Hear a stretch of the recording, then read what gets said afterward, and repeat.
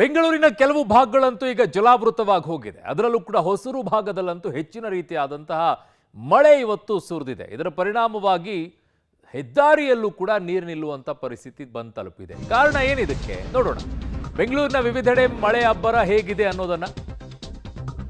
Anekal electronic city Attibele ಈ ಭಾಗಗಳಲ್ಲಿ ವರುಣ ಹೆಚ್ಚಿನ ರೀತಿಯಾಗಿಯೇ ಸುರಿದಿದ್ದಾನೆ. ಸರ್ಜಾಪುರ ಸೇರಿದಂತೆ ಹಲವೆಡೆ ಭಾರೀ ಮಳೆ ಆಗಿದೆ ಅನ್ನುವಂಥ ವರದಿಗಳು ಬರ್ತಾ ಇದೆ.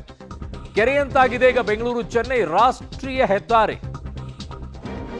ಮಳೆ ನೀರಿನಲ್ಲಿ ಕೆಟ್ಟು ನಿಂತಿದೆ. ಫಾರ್ಚುನರ್ ಕಾರು 53 ಲಕ್ಷದ ಕಾರ್, ಅದು ಆಟೋ ಬೈಕ್ ಕಾರುಗಳೆಲ್ಲವೂ ಕೂಡ ಕೆಟ್ಟು ನಿಂತು ಅವಾಂತರ ಆಗಿದೆ. ಕಾರಣ ಅಷ್ಟೊಂದು ನೀರು ನಿಂತ್ಕೊಂಡ್ರೆ ಗಾಡಿ ಆದ್ರೂ ಹೋಗಕ್ಕಾಗತ್ತಾ?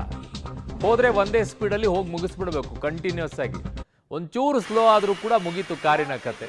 ಆದರೆ ಅಷ್ಟೊಂದು ನೀರು ನಿಂತಾಗ ಯಾವ ಕಾರ್ ಆದ್ರೂ ನಿಲ್ಲಕ್ಕಾಗತ್ತೀರಿ? ತೇಲ್ಕೊಂಡು ಹೋಗುತ್ತೆ ಅದರಲ್ಲಿರುವಂಥ ವೀಲು. ನೋಡಿ ಅಲ್ಲಿ ಹೆಂಗಿದೆ ಪರಿಸ್ಥಿತಿ. ಇದು ಸದ್ಯಕ್ಕೆ ಕಾಣಿಸ್ತಾ ಇರುವಂಥ ದೃಶ್ಯ ನಿಮಗೆ. ಕೆರೆಯಂತ ಆಗಿರುವಂಥ ರಸ್ತೆ, ರಾಷ್ಟ್ರೀಯ ಹೆದ್ದಾರಿ ಅದು. ಆಗ ನೋಡಿದ್ರೆ ಅಲ್ಲಿ ನೀರು ಸುಲಲಿತವಾಗಿ ಸೈಡಿಗೆ ಹರ್ಕೊಂಡು ಹೋಗಬೇಕು. ಬಟ್ ಹರಿದುಕೊಂಡು ಹೋಗದೇ ಇರುವಂಥ ಪರಿಸ್ಥಿತಿಯಲ್ಲಿ ನಿರ್ಮಾಣವಾಗಿದೆ ಅಂತಂದರೆ ಮನುಷ್ಯ ಏನೆಲ್ಲ ಎಡವಟ್ಟುಗಳನ್ನು ಮಾಡ್ಕೊಂಡಿದ್ದಾನೆ ಅನ್ನುವಂಥದ್ದನ್ನು ನೋಡಿ. ಅಲ್ಲಿ ಅಧಿಕಾರಿಗಳು ಯಾವ ರೀತಿಯಾಗಿ, ಇಲ್ಲಿ ಇರುವಂಥ ಇಂಜಿನಿಯರ್ಗಳು ಯಾವ ರೀತಿಯಾಗಿ ಎಡವಟ್ಟನ್ನು ಮಾಡಿದ್ದಾರೆ ಅನ್ನೋದು ಕಣ್ಣಿಗೆ ಗೋಚರವಾಗತ್ತೆ, ಸ್ಪಷ್ಟವಾಗಿ ಕಾಣಿಸ್ಕೊಳ್ಳುತ್ತೆ. ಬೆಂಗಳೂರು ಚೆನ್ನೈ ರಾಷ್ಟ್ರೀಯ ಹೆದ್ದಾರಿ.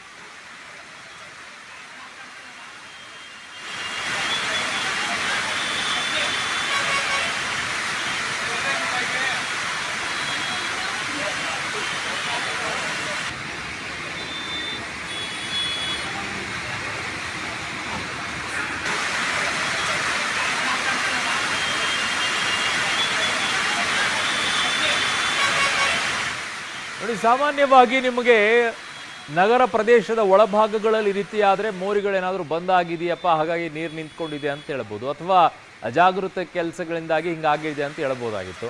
ಆದರೆ ಇಲ್ಲಿ ರಾಷ್ಟ್ರೀಯ ಹೆದ್ದಾರಿಯಲ್ಲಿ ನಿಮಗೆ ಸ್ಲೋಪ್ ಇರುತ್ತೆ, ಪಕ್ಕದಲ್ಲಿ ನೀರು ಹರಿದು ಹೋಗೋಕ್ಕೆ ಜಾಗ ಇರುತ್ತೆ. ಇಲ್ಲಿ ಹರಿದು ಹೋಗದೇ ಇರುವಂಥದ್ದು ಏನಾಗಿದೆ? ಬ್ಲಾಕ್ ಗೀಕ್ ಏನಾದರೂ ಆಗಿದೆಯಾ? ಪಕ್ಕದಲ್ಲಿರುವಂಥ ಮೋರಿಯನ್ನು ಪೂರ್ಣ ಪ್ರಮಾಣದಲ್ಲಿ ಕಾಮಗಾರಿ ದೃಷ್ಟಿಯಿಂದ ಬ್ಲಾಕ್ ಮಾಡಿದಾರಾ? ಯಾವುದೋ ಒಂದು ಎಡವಟ್ಟು ಆಗಿರುತ್ತೆ, ಅದರ ಪರಿಣಾಮವಾಗಿ ಇಂಥ ಅನಾಹುತಗಳಾಗುತ್ತೆ. ಆ ಪ್ರಮಾಣದಲ್ಲಿ ನೀರು ನಿಲ್ಲಕ್ಕೆ ಸಾಧ್ಯ ಆಗುತ್ತೆ.